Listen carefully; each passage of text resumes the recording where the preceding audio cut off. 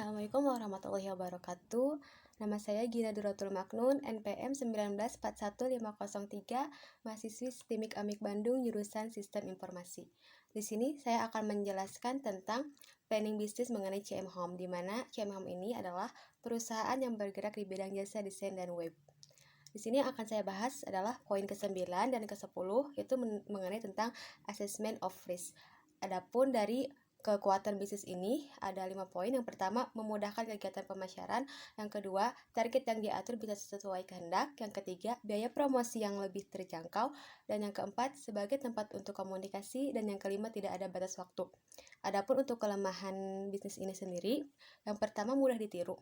Yang kedua, pesaing yang sangat banyak. Dan yang ketiga, kreativitas ini dipertaruhkan. Poin selanjutnya adalah teknologi yang digunakan dalam bisnis ini. Ada beberapa teknologi. Yang pertama, artificial intelligence atau kecerdasan buatan. Yang kedua ada IoT. Yang ketiga ada virtual reality. Dan keempat ada augmented reality. Yang kelima live streaming. Keenam algoritma search engine. Dan yang terakhir adalah e-commerce dan sosial media sebagai sarana promosi dan marketing. Poin C ada contingency plan atau urutan-urutan tahapan yang dilalui dalam melakukan prosedur bisnis. Yang pertama ada mengaudit konten yang sudah ada, yang kedua menetapkan tujuan, yang ketiga menentukan audiens, yang keempat mengembangkan rencana editorial, yang kelima merencanakan produksi konten, keenam merencanakan distribusi konten, dan yang ketujuh menganalisis performa konten. Kemudian saya akan menjelaskan poin ke-10 adalah financial plan, di mana pada poin ini dijabarkan tentang keuangan perusahaan. Di sini ada pro forma income statement atau tentang pendapatan, terus kemudian ada arus kas dari aktivitas operasi. Poin E ada break even analysis. Break even ada fixed cost, variable cost, dan penghasilan atau revenue dan laba atau profit. Ada beberapa rumus BEP diantaranya, cara menghitungnya, biaya tetap dibagi harga jual per unit dikurangi biaya variabel per unit.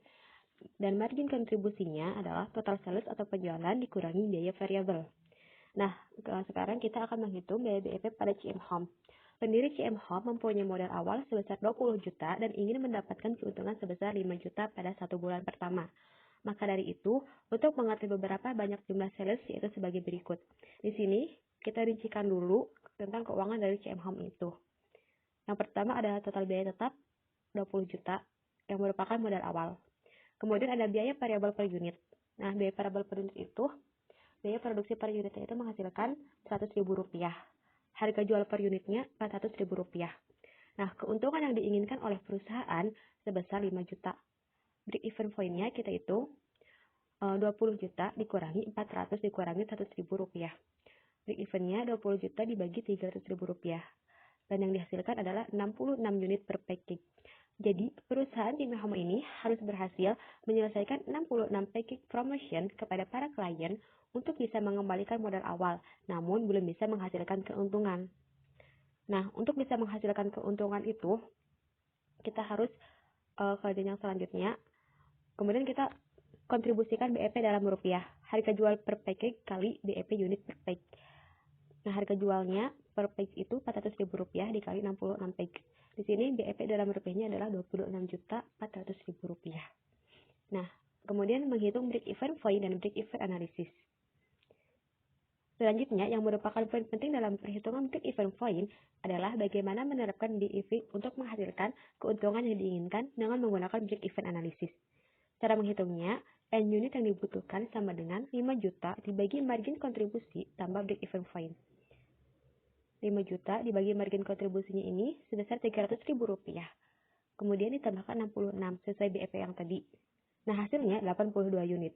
Jadi, jika CM Home ingin memperoleh keuntungan sebesar 5 juta dalam sebulan, maka perusahaan harus bisa menawarkan 82 package promotion kepada para klien. Poin selanjutnya ada source and application of fund statement, penggunaan dana usaha. Penggunaan dana usaha ini dirincikan dalam neraca saldo. Ada aktiva dan pasiva.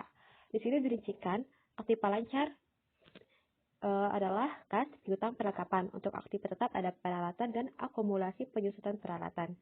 Pasivanya, kita menggunakan utang jangka pendek atau utang dagang dan modal. Modal di sini adalah modal akhir.